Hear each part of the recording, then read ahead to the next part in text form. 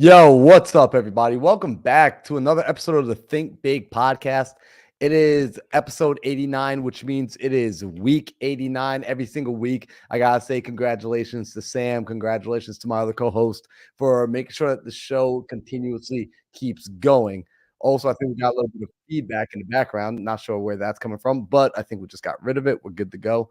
Sam, how you feeling today, bro? Dude, I'm feeling super good. I'm excited. 89. Dude, we're 11 out from 100. That's huge.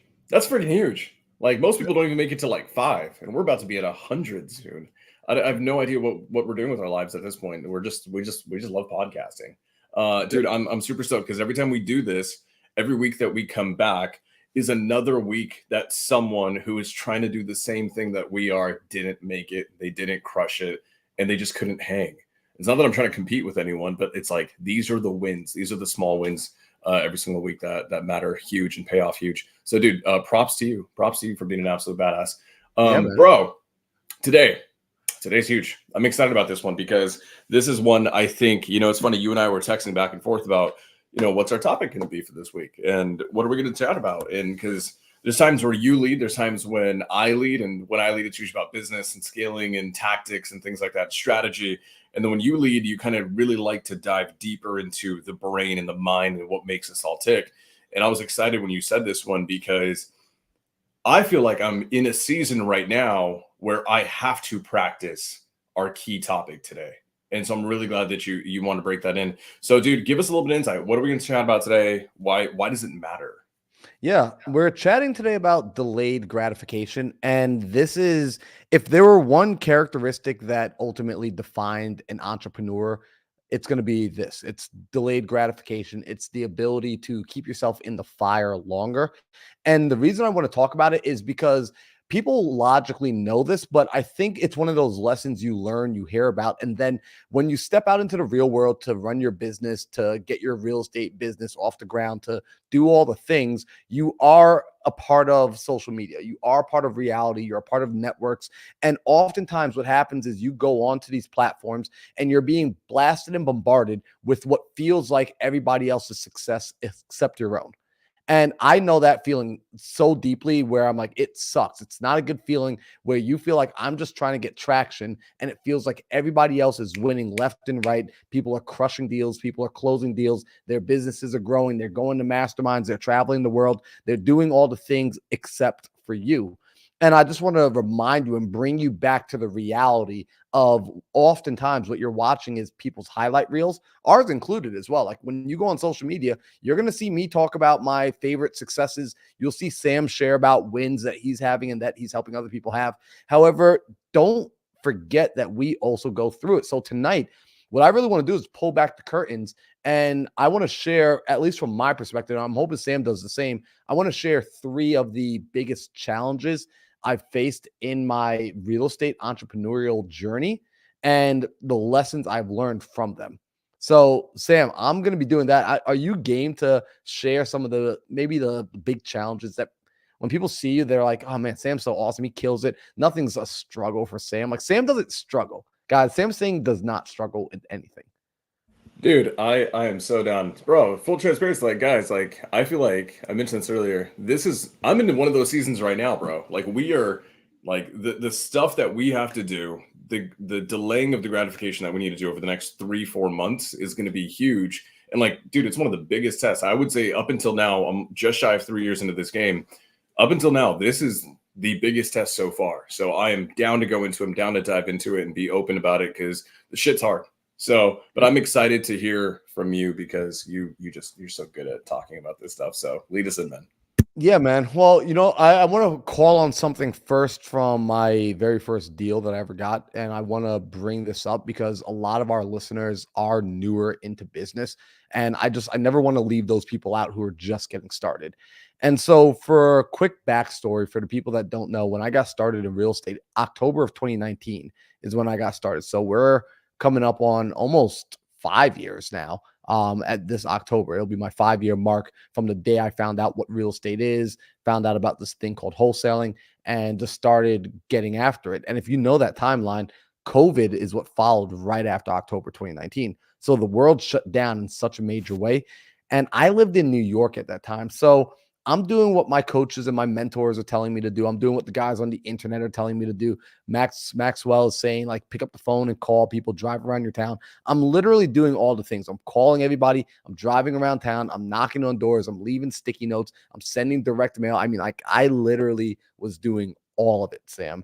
And it took me 8 months of showing up consistently Monday through Saturday, 6 hours a day, and occasionally working on Sundays for a few hours before I got my first deal in real estate, before I made my first paycheck, before I had any form of success. And during this time, this is what, like, because it's real easy to say, well, yeah, it just took me 8 months to get my first deal. Let me tell you what that reality, like, let me zoom into what those 8 months look like.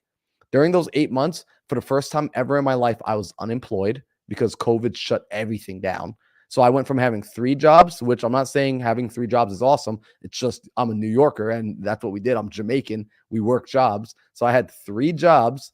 They all got shut down overnight because COVID said you can't leave the house. I'm living at my mom's house. I'm living with her and my sister. I am feeling like an absolute loser and a piece of garbage every day because I'm not contributing in any way, shape, or form to the household. Like, I'm just a dude like living at his mom's house. Like, that's literally what I felt like. Like, I'm a grown man and I'm like 20, 25, 26 years old at this time. So it's not like I'm a 16, 17-year-old where it's cool to still be bumming out on your mom's couch. Like, I am a full grown adult in this situation. I'm dating a woman that has 2 kids. So I'm like, I not only can I not support myself, I can't support her or the kids. And so all of this is just causing me to feel like an absolute like piece of crap loser. However, I learned from previous experiences in my life, from sports, from skateboarding, from snowboarding. If I remain consistent, even if it feels like I suck right now, and I sucked in those times, making those phone calls, talking to homeowners, having no freaking clue what I was actually doing. Like, the no's weren't the hard part. The scary part was, what if somebody says yes, and now I got to progress the conversation, like having no clue what to do next. I just knew if I kept going, I couldn't lose. If I didn't give up today, I could not lose. But again, the reality is in those moments, I would be on like my dialer or on my Google Sheets. I didn't have a CRM back then. I'd be on my Google Sheets tracking things. And at the same time, I would have a separate tab open with Indeed.com trying to see if there was a part-time job for delivering flowers, or as like they started to allow food delivery people to go out again to see if I could get a job doing that. Like, I was that down and out, but I never quit. And I just want to mention this because I know there's somebody listening here today who is feeling like, man, it hasn't happened yet. I've been in this business for 4 months. I've been in this business for 5 months. I've gone to every challenge I've seen on YouTube. I've been a part of I bought the new AI blasters and the text blasters, and I have all the things, but it hasn't turned over and it hasn't produced yet. There's a good chance you are still in your sowing season, that you are in the season right now where you simply have to build up your latent potential before the temperature change occurs and the ice in your life starts to melt. You're still rising up from a temperature that's so low that everything is frozen. You have to keep rising up. Like, ice doesn't start melting until you hit 32 degrees Fahrenheit. You might be in a place in your life right now where last year you were at 20 degrees and right now you're at 28 degrees. You're making progress. However, you have not hit that critical point where the temperature changes, and your ability to stay in the game until you get to that point. You making up your mind that you are not quitting, that there's only one thing that will prevent you from getting to that critical temperature change, which is you will physically need to be removed from this earth. Like, you need to die before you give up. That is what you have to adopt as a mentality. This is delayed gratification. It is you being, whether some people, like your family and friends, are going to call you stubborn. Some people are going to call you stupid. You might even look at yourself sometimes and think, am I crazy? When you start to think that question about yourself, am I crazy, as you're pursuing your goals, now you know you're onto something. You're starting to have that delayed gratification because you will get to that point where you want to give up and you want to quit. So me getting that first deal after 8 months was that was the payoff. But I just want to let you guys know it was not easy and it felt difficult. There was a lot of pressure. There was a lot of internal battle and internal strife. However, if you push through that, I'm reminding you right now, today is your sign. Push through that internal battle, that internal struggle, and stay the course. Trust the process. There's a reason you started down the path. There's a reason you started down the journey that you're on. There's a reason you started saying, hey, I'm going to make a certain amount of calls. Maybe you listened to Sam in an earlier episode and you already received all the KPIs and all the metrics and all the tactics that you need. And that's why you started pursuing this path. That's why you started walking down and say, hey, I'm making 100 calls a day. You might have forgotten why you decided to make 100 calls a day, but trust that when you made up your mind that you were going to do that, you saw that it would work, and now you just have to stick with it. Now you have to make it work. So, Sam, that's my kind of my journey from the first thing, which is, and that first lesson right there for delayed gratification is continue to sow, right? Like stay in the farm and keep planting. Your job is to plant seeds. So I want to hit on this because there's a lot of people here who I want to talk about pressures, right? There's internal pressures, there's external pressures, and the internal pressures never go away. They never do. And the external pressures, depending on who they're coming from, they can go away because you can prove people wrong. I want to hit on this because I know your story, and I'm gonna make this. I want to dive into a little bit of the pain, a little bit more. You were 25 years old, dating a woman who was quite a bit older than you. In a different season of her life, she had 2 kids, right? 2 kids, I think. Yep. You had all this external pressure to figure it the hell out. How did you manage relationships with everyone? Because I can almost guarantee people around you are looking like, dude, what the hell is he doing? That shit's not gonna work. He should get his shit together and go get a job. How did you manage relationships and just be like, hey, like I'm gonna keep doing this? Like, I know you don't see the vision.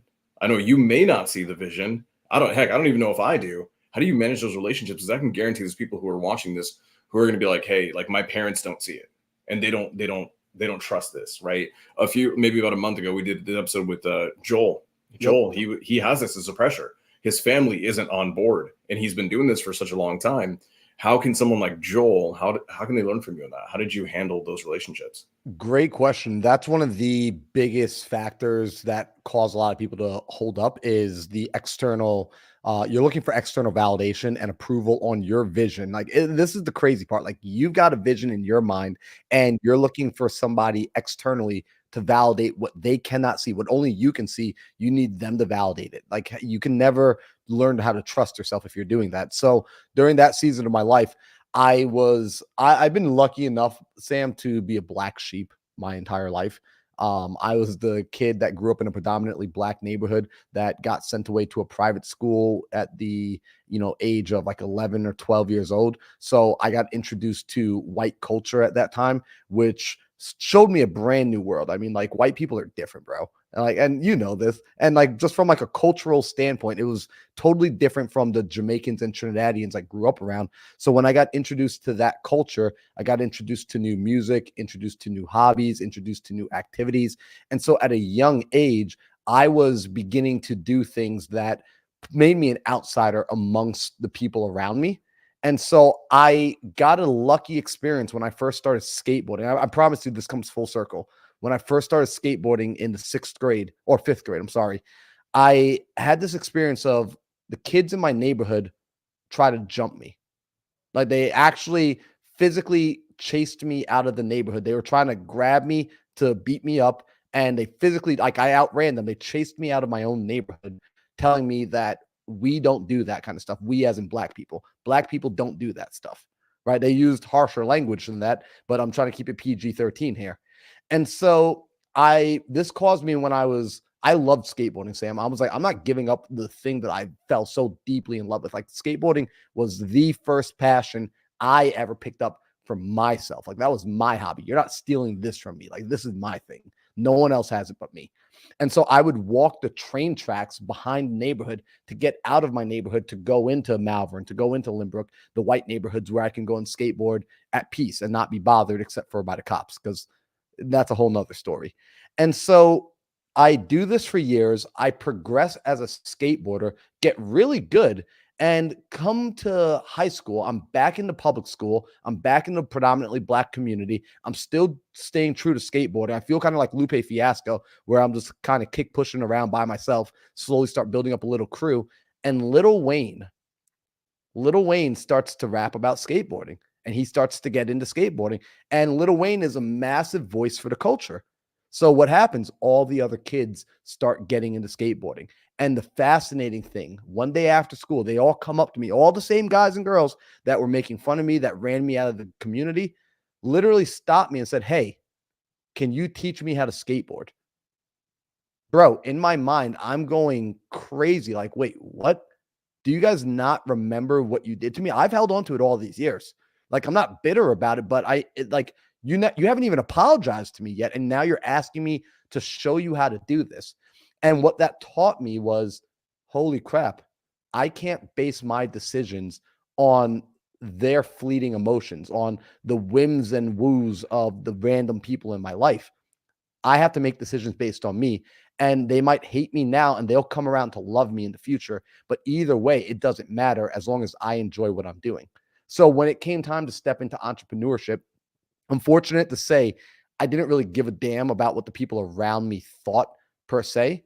And also at that point in time, I had already conditioned much of my network, much of my friends and family to accept that this is who I am and I do things a little bit outside the box. So I'm okay being the black sheep. And I'm going to tell people right now, right? Like Manuel, Brandon, Penny, if you're listening right now and you're struggling with maybe what your family thinks about you, what your friends think about you, you got to get all right with what you think about you first. Before you ask them to accept you, you have to accept yourself. That's critical. No, and that's inner work. Like that's shadow work. I don't care if you're making $1 million or if you're making a penny.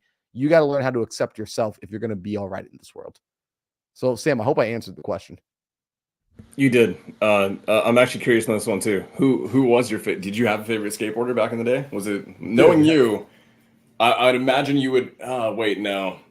Were you skateboarding when Nyjah was like the biggest thing on earth? Dude, I was skateboarding back when Nyjah was coming on the scene, back when he was still a little kid with dreadlocks, When he riding for still had the Element. hair? When he still He, had the hair. That's how you know Marlon's an OG in like nowadays skateboarding. Who yeah, was 100%. that your favorite or what? Yo, Nigel was up there. I really did like I rode with P Rod, bro. Like P Rod was up there as one of the greats. Ryan Sheckler. I thought he was kind of a little punk after his show Life with Ryan. I was like, man, this dude is soft, but his skating was the best. And like as I'm older now, I just realized Ryan had an interesting life. But as a skateboarder, I mean, his tricks were just insanely clean. One of my favorite to watch. So Ryan Sheckler, P Rod, and Nyjah Houston, he was the man too. I definitely enjoyed watching Nyjah. And this kid, Chaz Ortiz, a little lesser known, but he was a local kid out of Brooklyn, young Spanish kid, hit the scene and just started demolishing the X Games. So real quick, and we're gonna get back on topic. I have to ask this question because we're here. What type of board did you ride? Yeah, I rode a girl. So the company Girl was the company, the boards I rode. And then, so dude, I like me and my buddies, we got into skating. Like skating was my life and skating cost money. You know, decks cost money, trucks. At some point, we were going through decks so quickly because we would just ride all the time. We started buying blank decks off of eBay for $50 for 5 decks. So each deck was about $10. Now, designer boards are like 50, $60 a pop. And so we're now getting 5 decks for $10 a pop. We would grip them ourselves. And then we even started selling the decks as well. So there's always been like a little bit of a hustle inside of me. And like me and my boys, like we'd always figure out a way to make money and keep things going.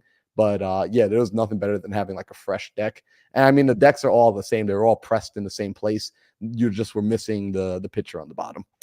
Yeah, I was bougie. I started off with blackout, but then I ended up with just doing Plan B religiously with everything going forward, and then I just couldn't afford it. Okay, but okay, I love this. Okay, so I mean that's true, right? And I want to hit on something you said. Before you can expect others to resonate with you and others to accept you and others to embrace who you are and what you like and what you do, it's not going to happen if you don't have it internally, right? So for a lot of folks, I always say this: there's someone significant in my life who I care deeply about, and this person, I think, likes to try to have it both ways, right? I'm kind of doing entrepreneurship kind of to just have a good time and make a little bit of money, and I don't want to be huge, right? But then this person simultaneously is like surrounding themselves with Hermosi's content, the big content about like dreaming big, going big, wanting to be the damn thing. And I'm like, are you going to be an Etsy shop owner or are you going to be a CEO? And you have to choose one. And the problem is there's been times where I'm like, you feel like a CEO to me right now. You feel like you want a CEO vision, right? Like a big, big dream. And sometimes it seems like you just want to sell little things on Etsy. And like whichever one you're going to choose and embrace that. The problem is you can't expect other people to know how to identify you because you haven't identified yourself first. And then what ends up happening is whatever they choose for you, you can't be mad about it. You can't. One of the greatest things that Hermosi said, this is about products and services, guys, is that small business owners get mad when their clients and their communities don't know how to effectively advertise their product. They don't know how to describe their product. They don't know how to describe what it is that you do or what you're selling. And you can't be mad about it if you haven't shown them what you want to be said. If you don't know what your product is and you don't know how to advertise your product, how can you expect your people around you to advertise it for you? Same thing here, guys. If you don't know who you are, if you haven't accepted that, if you haven't told everyone around you, this is who I am, this is what I like, this is my stuff, you can't be upset when they label you differently. It's not because they're disrespecting you. It's because you're just leaving it up to chance. And they may not have all the data that you have on yourself. They may not understand everything that you do. They may have only seen the highlight reel on Instagram. So you may think of yourself as this extremely unique person of all these, unique little niches and quirks and traits. But the reality is the people around you may have only seen 10% of you. And that's all they know. So that's all they will brand you as. You have to arm them with how you want yourself to be described. So, dude, that's huge. And it's funny, your answer to how do you solve the external problem is it starts with the internal question, right? So, guys, like I want everyone like to clip what Sam just said, because what you just said is so critical. I mean, I just came back I was in Puerto Rico 3 weeks ago with the Nortons, and we were there and we were talking about this. The premise of that workshop for the 3 days we were in Puerto Rico was really about knowing yourself and being able to properly communicate who you are to the world, who you are to your partners, who you are to your friends, and you start to train and teach the world how to see you. And that's just a part of that. You're planting those seeds. You're building. You have to think intentionally about the garden that is your life and what sort of flowers do you want to see in it. And that requires you to go out and intentionally and diligently plant those seeds. And so the second thing that when I look back on my journey so far, that I recognized was a big mistake and like a tough point in the journey was, I have it written down here, was there's always this desire of like, I want to go faster. And sometimes that desire for wanting to go faster put me inside of rooms. Or I shouldn't say it put me. I would say I forced myself into rooms that honestly I wasn't ready for. And I'm thinking back on one room in particular. I had come from the 10X Growth Conference. This is maybe about 2 or 3 years ago. And they were doing the event. During so, they did a big kind of sales pitch on the stage. And they say, if you're a business owner and you want to take things to the next level, right? You want to get to the tens of millions to hundreds of millions of dollars. Like, we got a workshop for you. But this workshop is only for business owners who are making at least $50,000 per month and who have been doing so consistently. And I'm like, I'm making like 10 grand a month. Like, I'm doing that somewhat consistently, like 10 grand a month, but freak, like 50 grand. And like, I make up my mind that, what, this ain't for me. But my friends, they decided that, like, not that they were going to go, like they so much decided so that Sam, they came back into the room and they're like, cool, I'm registered for August 18th. I'm like, wait, what do you mean you're registered? Like, me getting FOMO. It wasn't that this is what I needed right now. It was, I had FOMO. I was worried about missing out on somebody else's opportunity. I was worried about, like, think about like how crazy this sounds. I'm so caught up in where they are in their race, and I'm trying to run their race right now, that I sign up for something that I'm not ready for. And so I register for this thing, and this thing was not cheap, right? This was a $40,000 event for a 2-day workshop. That's $20,000 a day. That's not cheap. I had no business being in that room. Did I get value from being in the room? Yeah. But how much of that value was I able to implement on? Probably 1%. Could I have spent the money somewhere else and gotten a better ROI by being honest about where I was at? Absolutely. And this is a part of that delayed gratification. And so, like this lesson, I like to call it be where you are. Right? Be where you are. It's okay to be in a like I've learned the cash flow quadrant with Robert Kiyosaki, right? The E, S, B, and I. And at some point in everybody's journey, you're gonna be in the E quadrant. At some point in your journey, you're gonna be in the S quadrant. At some point in your journey, you're gonna move, hopefully, into the B quadrant, and then you're gonna move it down into the I quadrant. But while you're in the B or the E quadrant, operate to your fullest potential in there. Maximize and gain all the experience out of it, and then move over into the next quadrant. And then when you're there, be there, maximize it, and then move over to the next stage. And it's funny, Hormozy talks about this. He talks about how when you're in a season of you got to hustle, you hustle. And then when you delegate, he's like, you don't delegate so you can sit on your ass and do nothing. You delegate so that you're able to now successfully move up the rung to the next step on the ladder. And now you're going to work your ass off at that step until you're ready to delegate that off and hand that off to your next leadership and then move up the rung to the next ladder. He's like, but at no point are you skipping steps. You're just getting through it faster. You're doing the reps faster. And by showing up and being where you are, you will be able to put more into it. So it's now you're not just like the kid like that I went to college with. Like the kids I went to college with, they were the kids that they would show up. They were physically in the class, but their minds were somewhere else. So although they were there in the room with me, they weren't getting the same experience I was getting. They weren't getting the same knowledge I was getting.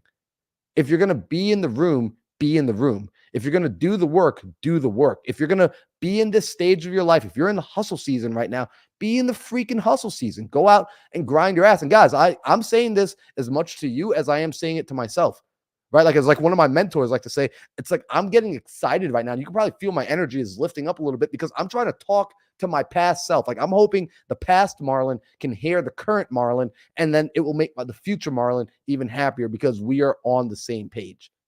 And so be where you are. That's my lesson there. Lesson number 2. Dude. God dang. Guys, keep dropping your questions in the chat. I'm making a note of it. I don't want to stop Marlon because he's got this framework that's amazing.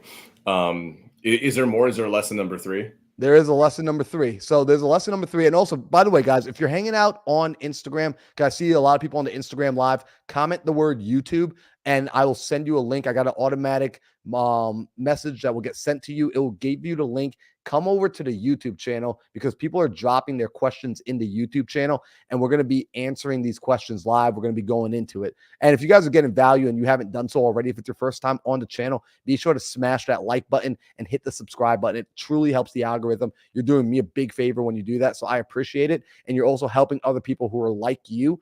The algorithm is going to push this sort of content out to them. We want to share authentic content. We want to share content that helps people. We want to share content that grows us and grows the community. So if this is bringing you value, go ahead and do us that favor. Hit that like button and subscribe to the channel. Lesson number 3. This is something that like I'm kind of ashamed to admit, but one of the, again, it comes from this idea of I want instant gratification. I want it now. I want it yesterday. And so what would happen along this journey, and I'm not going to say the name on this one because quite frankly, I'm not ready to say the name yet, but I've made relationships with people, Sam, and I've made relationships with high level people, high leverage people, people who have a lot of resources, a lot of knowledge, who could really boost me up. And I was so excited about some of those relationships, one in particular that I'm thinking about right now, that when I saw him, I stopped seeing him as a person and I started seeing him more as my stepping stone. I started seeing him more as my opportunity to get to the next level. And so what I did, because I was very selfish and I wanted immediate gratification, was I shot my ask before I ever gave my deposits. I was trying to withdraw from that bank account that is that relationship before I had put deposits in. I hadn't built up the account. There was insufficient funds on my request. And so this is something I want to remind everybody is when you're going out and you're building relationships, it's okay to know that maybe, hey, if I become friends with a guy like Sam, it can 10x, it could 100x my business. The connection with him, the knowledge, the insight, the relationships, the people he could put me in contact with, you would absolutely be spot on if that's what you saw when you saw Sam. However, if you miss the fact that he's also an awesome guy, that he's a dude that takes care of his friends, he takes care of his family, he takes care of the people around him. If people come and work with him and he gives his word, it's a word that you can hang on to like a contract.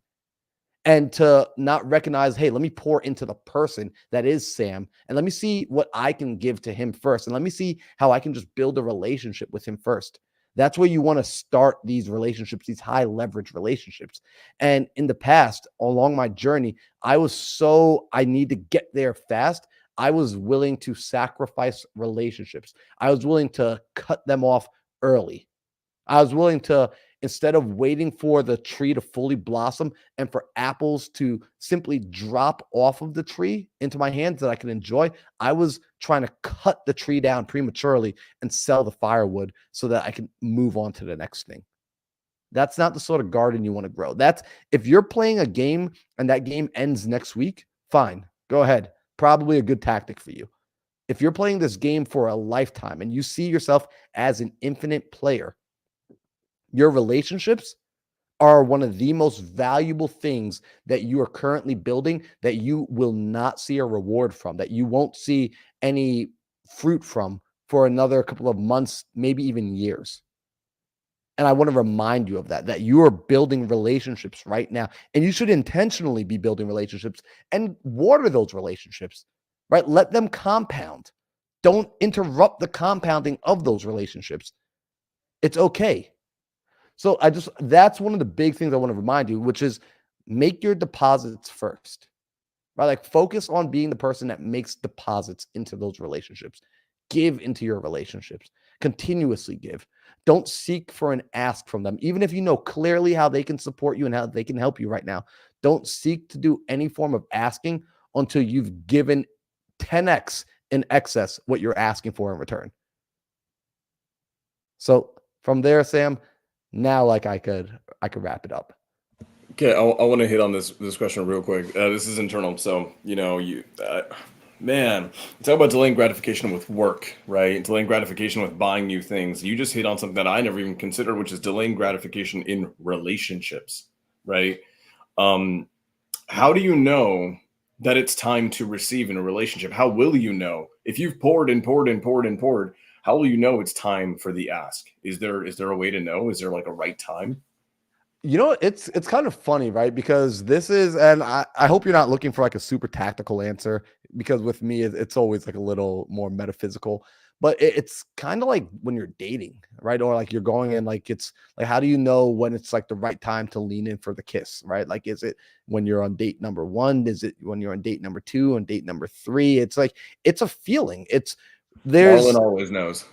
like, no, but like real talk, like, you know, when you've given, like, there's an internal feeling of like, I know I've given so much to this person, and I've given not from a place of like, I need you to give back to me, but it's now this like equal reciprocation. Like it should be to the point that when you ask the person, if you've got to question whether or not they will actually say yes, then you probably haven't given them enough yet. That's how I would put it. Like if there's a doubt in the back of your mind that that person might say no, that means you haven't given enough yet. Because So I'll when say I this, ask any of my friends anything, I know when I'm asking nowadays, I know when I'm asking prematurely. Therefore, I don't ask. And I'm like, even when this is how funny thing, when I go to pick up the phone and like text someone, I'm like, oh crap. I haven't done anything for this person in a while. I haven't even just checked in on this person. I don't deserve to ask for anything right now. I need to pour into this person right now. Because we all know what it's like to get that text message or to get that phone call from someone, be kind of excited, and then and we haven't talked to them in months, weeks, months, years. And then immediately they just ask for something. They don't even check in. They don't care. So when you put enough deposits so that a person knows, hey, this person truly cares about me, you're allowed to ask. I love that. I would say I actually want to take it a little bit differently. I think personally, and this is the universe telling you this is a relationship worth keeping. You'll know it's time because they will ask you how they can serve you. The people who understand the law of reciprocity, if you've given enough to them, over enough time, what will happen is they will literally confront you, and they will like adversarially confront you. Like, you have been doing so damn much for me. Like, what the hell do you need? Because I need, like, they will feel indebted. And Mhm. I'm gonna give a little quick snippet on this. Marlon, so I have this portfolio company, and it's the main company that I love. It's one that you and I, have a mastermind about. And this portfolio company, there's in a big name who has become a strategic promoter of the company. And that person, that I spent almost a year just helping them make money. Yep. And they knew that, like, I had this other thing going on. And I knew that there could have been a relationship for us to make money together in that. But I never went and asked for it. I never did. I just, almost for like 8, 9 months, I just relentlessly did whatever I could to provide this person with connections, resources, and also like help them sell their stuff and make more money. And I think literally over that time, I think they probably made like well over $500,000. I think what ended up happening is, you and I talked about this every other week when we were in our mastermind, that eventually this person like literally was like, okay, cut the shit. What do you need? Because like, this can't keep going on. Like, I have to give back to you. And then at that time, we ended up like finally saying like, yes, let's go for the ask. And what's funny enough is that people who are in tune, you won't even necessarily have to ask them for whatever it was. That company, they knew I had it. They didn't say, hey, what do you need? They actually said, hey, I want this to be a partner with us now.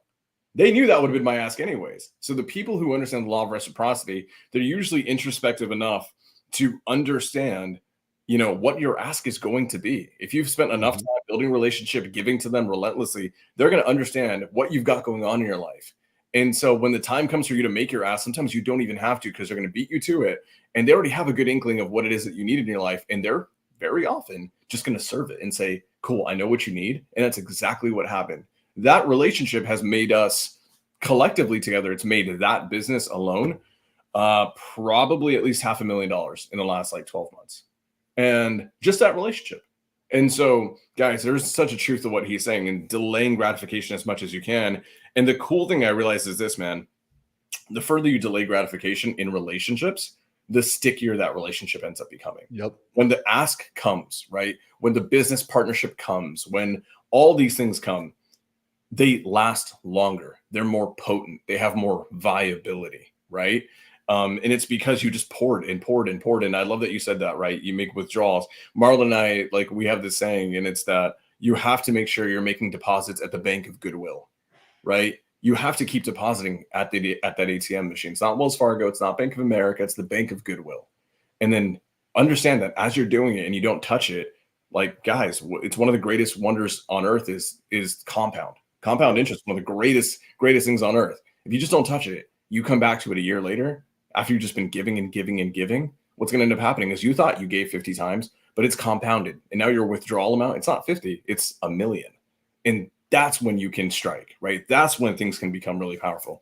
So Marlon, I want to hit on this. I love that you went into that. I think it was Brandon asked this. And this is, I think Brandon may be going through this right now. And this is, so I'm going to read this, guys. So Brandon's asking, what are your course of actions if all the work that you put into delayed gratification ends up going south? So if you're a real estate investor, you've been putting in the work, calling in sellers, getting deals locked up, but deals are falling through at title because of escrow reasons completely out of your hands, right? The economy is shifting. Interest rates are rising. Marketing is shifting. Guys, I'm a marketing expert. Marketing is shifting. All these things seem like they're working against you. Marlon, I would say that usually when shit looks difficult, it feels like everything is going wrong. It's not just like one thing went bad. I had a day like this the other day, man, where like I woke up, we got bad news, and I was like, well, you know what? It's over. 2 hours later, I got other bad news. 2 hours later, I got other bad news. And by 4 p.m. that day, I was just waiting for 3 extra like kicks when I'm down. Because when stuff goes south, it feels like it keeps going south. When you're trying to delay gratification, when you can't see the light at the end of the tunnel, do you have any critical recommendations that people, like, maybe tactically, that they could do to help realign them, recenter them? What do you Yeah. think? Yeah, man. So and this has happened, like this is gonna happen when it rains, it pours. That's the whole concept here. That like when it does start going bad, it goes real bad. And in that moment, one, trust in your rituals and trust in your routines. If a part of your routine and your rituals is, hey, each day we've got to make a certain amount of calls and we got to do a certain amount of follow-up and we got to do a certain amount of underwriting, still go through the process of doing the things that you're supposed to do. I can't emphasize this and stress this enough. It's those bad days are actually good days, right? Because I'm going to use an example that everyone's familiar with, and we're going to talk about working out, like physically working out your body. There are going to be some days you go into the gym and you're going to feel like Goku. Like you're going to feel like a Super Saiyan. You're going to feel untouchable. You could take on the world. Everything is light. Everything moves easily. And those days are awesome. Holy crap. Those days are amazing. Then 80% of the time, you're just going to feel like a normal human being going through the effort and doing the thing. But some days you are going to show up and you are going to feel fat. You're going to feel slow. You're going to feel sluggish. Everything feels heavy. I mean, like breathing is an exercise to you on those days. But guess what? I would actually say those days are more important than the days where you feel like Goku. Because on those days, what you're actually doing without realizing is you're continuing the compounding. And check this out. This is how interesting things are. Let's say you start with a base of 100. I just want you to understand this from a numbers perspective. If you go from 100 up to 150, right? Like that's a 50% increase. Okay, awesome. So let's imagine we go up that high. So 50% increase to get up there. If I lose and go back down to 100, right? Like I didn't lose 50%. I'm losing actually, it's going to be closer to 70%. I'm sorry, I'm doing this math wrong. 70%. I got to go back and redo the math now in my head because I don't want to give people the wrong numbers. I know there's going to be a mathematician on the side. But effectively, what you got to pay attention to is it's harder to gain and it's easier to lose. And when you lose exponentially faster. So on those days that it feels like it's not working, the deals are falling apart, the escrow's not going through, title company's not happening, still stick with it. Stay in the fire, stay in the game longer because you're going to learn lessons in these moments as well. Yesterday, I had a gentleman come on my podcast, Danny McBrin. Shout out to Danny. He just recently closed his biggest assignment yet, $250,000 assignment on a mobile home park. Insane. And they rip deals out here, like in the Arizona market. Like they're an actual 7-figure wholesaling operation that is vetted, legitimate, doing their damn thing. And yesterday, Danny and I talked about this. We talked about the fact that when you're getting your teeth kicked in, that's actually the learning process. That's actually the growth part. That's actually where the opportunity lies as an entrepreneur, because that moment of I want to quit, everybody feels it. I feel it. Sam feels it. Alex Hermosi feels it. Your favorite entrepreneur, I don't care who you want to name, they all feel it. However, the difference between them and everybody else, the professionals, we push through those feelings. We push through those moments. We stay in the game. And so if you want to separate yourself and if you want to come over onto this side of the fence, the honest truth is you've got to figure out what you need to do in order to stay in the game, stay in the fire. And for me, I do something really simple. I go back and I reread my goals. I have my goals written down. And when I start getting into a low point, because it happens, I go back and I reframe my mind and I repoint myself in the right direction because direction matters more than speed. And then I go to, there's bits of content that I know if I consume this content, like there's a podcast that I like to listen to, there's certain videos I like to watch. If I go and I re-listen to those videos or re-listen to those podcasts, they put me back in the right state of mind. They will stop me from spiraling down. They will stop me, catch me, and push me back up. That's the most important thing. Direction matters more than speed. And if you've heard me say that once, you've heard me say it a million times. Direction matters more than speed. So that's my answer for Brandon. I love this. I want to hit this tactically, semi-tactically. Anytime you feel that way, guys, you guys notice this. I firmly believe focus and attention are some of the most important things on earth, and they're hard won. It is anyone that's ever been in a mode of creation will understand that focus is difficult to achieve, and once you have it, it is critical to not let it go. It's just Marlon, you understand this. You do this a lot where you will openly be with me like, hey man, like Northwest stock can't talk right now. I got to ride this wave because I've got it. Focus is hard won. And what ends up happening is this, guys. It is so easy to stay focused when things are going right. It is so easy to stay on your path, on your goals, in your whatever your war path is. It is so damn easy to stay on it when you're seeing the results. You're getting affirmed, right? That this is the right thing, that I'm on the right path, that this is the path to the promised land. And when shit starts hitting the fan, when stuff goes south, when deals fall through, when out of nowhere your quarterly projection of $250,000 jumps down to 30,000 and all your best people quit on you, this stuff happens, right? When it happens, you start to feel like I'm not on the right path. Someone else is. And then here's what's critical, man. This is when shiny object syndrome gets people the most.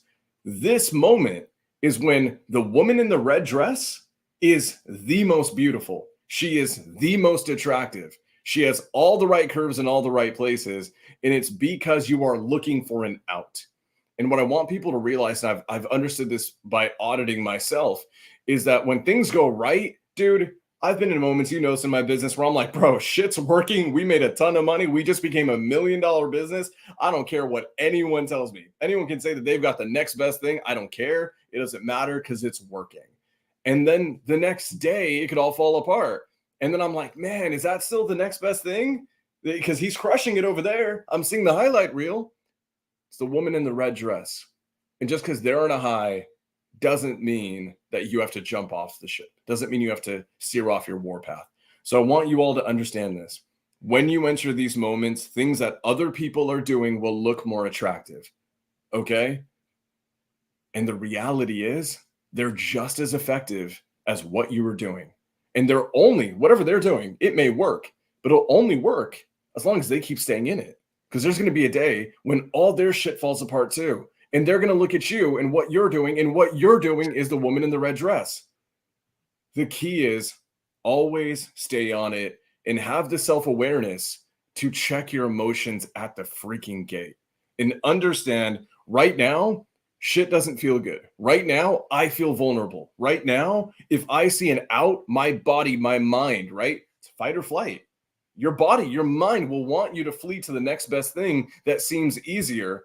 The reality is we chase outcomes. And guys, this is funny because from a sales perspective, we very often want to sell the outcome to clients or to our prospects or whoever we're talking to. But the reality is you shouldn't want to chase outcomes, because outcomes are the byproduct of processes and repetition and cutting your teeth against the wall. Like, that's the reality. So when you guys are in these moments when shit is completely all over the place, when none of it feels good, when your entire family is like, dude, it's not working, time to go back to school, time to go and get a job, time to go and stop wholesaling and do flip or whatever the heck it is, you just have to remember that everyone who succeeded gets to this exact same point. And the ones who make it to the other side are the ones who stop paying attention to everybody else, and they double down on their hands in the dirt work that they know moves the needle no matter what. And that's it. So guys, when you sense you're in that, Brandon, if you were in that moment, right? I need you. And I promise this is critical. Guys, I've been on a social media hiatus. You know this, Marlon. I've been gone for like the last like week and a half, 2 weeks. Marlon, we haven't talked about this. The thing that I felt like I was missing, the missing piece behind all these big plans, I just couldn't get. And I was starting to doubt whether or not this was going to work or not. This 2-week social media hiatus actually unlocked that final key. And now I've got like the keys to the kingdom at my disposal. We just have to go and create it now. The reality is I would not have gotten that clarity unless I shut out all the goddamn noise. Because if I didn't, I could almost guarantee I would become distracted. I was seeing women in the red dress all over the place. And I'm like, I could execute on that. I'm a good business owner. I can go and do that. Heck, I could probably go do that better than they can because I know more than they do. And it wasn't until I shut off the voices and shut off the noise and removed myself from the spectacle that is social media did I finally unlock what I needed to. God, the universe, serendipity allowed me to see what I needed to. Now I'm back on track, and I'm actually probably, man, not only in the right direction, but we're direction plus speed now. Things are going right. So when you're in this moment, when you feel like that, Brandon, Jade, anybody, I'm a huge advocate of this. Get the hell off your phone. Stop paying attention to what everyone else is doing, because it will steer you off course. That's huge. That's my thing. That's huge for me. And I know I'm going to go a little bit over the hour because I do want to follow up on this, because I agree 1000% with what Sam is saying. And shout out to everybody in the chat. Jade said, yup, red dress means danger. Like, that woman in the red dress absolutely means danger. And I want to kind of give you guys a heads up on, there's a woman in the red dress hiding that you sometimes don't even realize is there. And that woman in the red dress comes in the form of your mentors and even some of your closest friends who mean the best for you. This is the funny thing, guys. Like, when you get committed to your dreams and you're committed to what you want to build, you have to be able to stand up for that dream. You've got to be able to stand up for the vision that you're building for your business, right? Like, this is what you, as the business owner, you as the visionary, you as the CEO, you have to be the person that is willing to die on the hill for the vision. And that means nothing should be able to sway you from the vision. And if people in your life do start to sway you, don't ever get upset with them, because they are testing your resolve. If you marry your wife, would you ever get upset with another beautiful woman for walking down the street doing her thing? No, she's out there. She's in the world. She's allowed to do whatever she wants. If you are fully committed, it's your responsibility to resist temptation. And so Sam's point about getting off social media and giving yourself that cleanse and allowing yourself to come back to your work, because if you're ever feeling inferior, if you ever feel like you're comparing yourself negatively, this is coming as a result of you comparing your par to somebody else's par. You're comparing your norm to somebody else's norm. You're comparing your race to somebody else's race. That is a recipe for inferiority. That's a recipe for disaster. You were not designed that way. You were not designed to be a copy of someone else. Like, this is, and I'm going to end on this piece myself here personally. I truly believe each and every one of us was designed specifically from an intelligent creator. Whatever you want to call it, whatever your religion gives it a name as, I call it God. Everyone was designed by an intelligent creator. Check this out. This intelligent creator created everything perfectly. There was no fault in your design. Like, you are not made with any mistakes. If you feel there are any mistakes in your design, that's a user error. It's not a design on part of, like, the phone is perfect. You're just using it wrong. That's a user error. Change the way you're using the device. You got a perfect machine. You are perfectly built. Start focusing on your story. I promise you, it is way better than any other story you will ever see on Instagram, including my own, including Sam's. Like, your story is a hell of a lot more interesting than our story. Now, if you want to join us and watch our story, I'm happy. Like, I get joy out of building my story with people. Absolutely. Like, that's a part of my story. I just want to make sure you're not giving up your story to watch mine. Don't give up your story to watch Sam's. Don't give up your story to watch anybody else's. That's what this podcast is here to remind you about tonight. So shout out to you guys for being here. Shout out to you guys for being a part of your own story. The fact that you're listening to this video right now tells me where your frequency is at, tells me where your head's at, tells me where your heart is at. So shout out to you. Like, tonight, this episode goes out to you guys. You're practicing delayed gratification. You're staying in the game, and you're an infinite player. So continue. This is another day that you could say, cool, we're continuing the streak. We're continuing the story. So, Sam, anything we want to say before we wrap it up and we call it a night tonight? Yeah, dude. Guys, I want you guys to understand this from the most in your face answer. We're practicing delayed gratification right now. We're 89 weeks in without miss. 89. We're about to be at 100. We'll eventually hit 200, 500, 1,000. We don't stop because it's an infinite game. Marlon, dude, you dropped so much damn fire today. Guys, my final thing is this. No matter where you're at, understand your path. It's your lane. It's your pace. It's your race. And spot that woman in the red dress a mile away. Avoid her at all costs. She's not there to serve you. Marlon, they got dues to pay, bro. What they got to do? So, guys, I mean, here's the thing. Tonight, I see it. I see Victor in the chat. I see Karen. I see Brandon. I see Jade. I see Crystal. What up, Crystal Frangos? These are all people that we know, we love. You guys have been here before. You're subscribed. You leave comments. You leave likes. So I appreciate that immensely. Here's what I'm asking you to do tonight. I really want your help on this because I've been personally going all in on the YouTube channel. Anyone that's been on the YouTube channel the last couple of days, you've been seeing that I've been uploading fresh content each day, being recorded that day. We got a videographer, we got a podcast studio, we got all the fun things. Do me a favor. If you got any ounce of value tonight, and just be honest, if you didn't, no worries. But if you did, if you got value tonight, I'm asking you to share this episode right now with a friend. I want you to send this out to a friend, send it to one friend, send it to 3 friends, send it to 10 friends.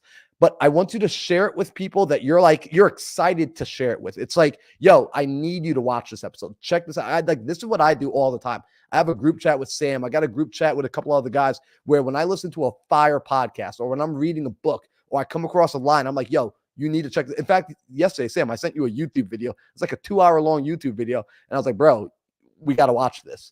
Right. So that's what I'm asking you guys to do. If you got value tonight, shout out to Alexis Morgan. She said already sending it right now. Shout out to Paige. Paige literally just texted me saying she's sending it right now. So guys, that is how you can show that you got value tonight and you can help this podcast continue to grow so we can keep spreading this kind of message. Without further ado, though, we're going to bounce out of here, guys.